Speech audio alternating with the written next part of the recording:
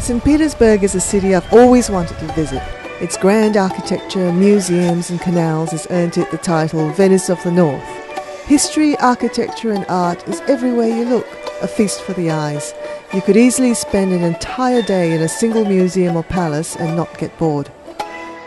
The top of my list are the Hermitage Museum and the Church of the Saviour of the Spilt Blood.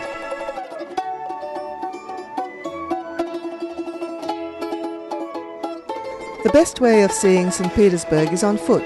You can climb 262 steps to the colonnade of St Isaac's Cathedral for a bird's eye view of the city.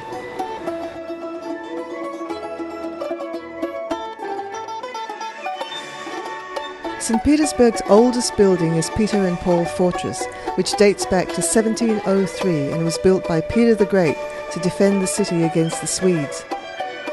The highlight here is the magnificent Baroque Peter and Paul Cathedral, which holds the tombs of most of Russia's pre-revolutionary rulers, including Peter the Great and Catherine the Great. Nevsky Prospect was one of Europe's grandest boulevards, with palaces, squares, bridges and cobblestone streets that now house shops, restaurants, banks and museums.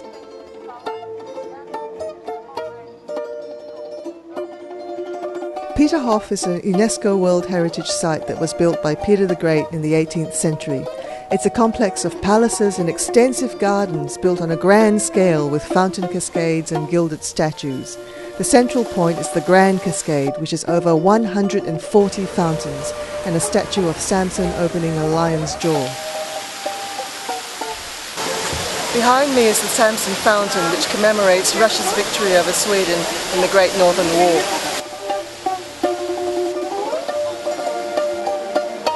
A worthwhile day trip from St Petersburg is a visit to Catherine's Palace in Pushkin.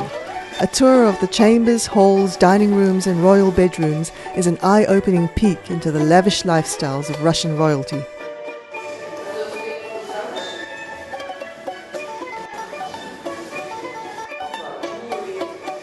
A couple of days in St Petersburg only gives you a sample of what this great city has to offer.